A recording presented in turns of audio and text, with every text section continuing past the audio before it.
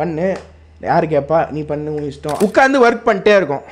ஒரு ½ an hour பண்ணதுக்கப்புறம் வாழ்க்கைன்ற மாதிரி ஃபீல் ஆகக்கூடாதுன்னா நான் சொல்கிறத ஃபாலோ பண்ணுங்கள். 25 மினிட்ஸ்க்கு ஒர்க் பண்ணுங்கள், 5 மினிட்ஸ் பிரேக் எடுத்துக்கோங்க. திரும்பி 25 மினிட்ஸ் ஒர்க் பண்ணுங்கள், 5 மினிட்ஸ் பிரேக் எடுத்துக்கோங்க. இதுக்கு பேர் வந்து பார்த்தீங்கன்னா போமோடோரோ டெக்னிக். என்னது? Pomodoro technique. மேட்ரு ரொம்ப சிம்பிள் தாங்க.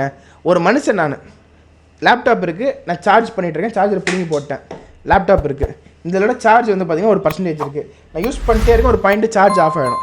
பட் நான் அப்படி பண்ணக்கூடாது. அது ஆஃப் ஆகிறதுக்கு முன்னாடி என்ன பண்ணணும், சார்ஜர் எடுத்து நான் ப்ளக் பண்ணணும்.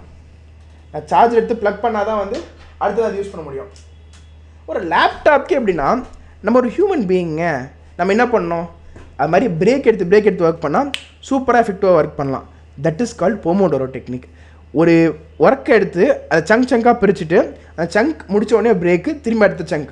அதாவது let's you writing in essay for 1000 வேர்ட்ஸ்னா 250 வேர்ட்ஸ் எழுதிட்டு ஒரு பிரேக்கு, 5 மினிட்ஸ்க்கு அப்புறமா திரும்பி 250 வேர்ட்ஸ் எழுதி ஒன்று பிரேக்கு, திரும்பி 250 வேர்ட்ஸ் பிரேக், 250 வேர்ட்ஸ் பிரேக். அப்போ என்ன ஆகுது, 1000 வேர்ட்ஸ் எழுதிடுவீங்க, பிரேக் எடுத்துருக்கீங்க, ரெஸ்ட் கிடைக்குது, சூப்பராக ஒர்க் பண்ணுவீங்க. அண்ட் சில டிப்ஸ் சொல்கிறேன், நோட் பண்ணிக்கோங்க. இந்த break should not be more then 5 minutes. 5 minutes மேலே போச்சுன்னா டிஸ்ட்ராக்ட் ஆகிடுவீங்க.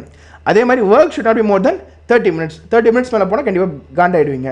அதனால் இட் ஷுட் பி எது 25 அப்போ 30 ரவுண்டாக வந்துடும், இல்லை 35 ரவுண்டாக வந்துடும்.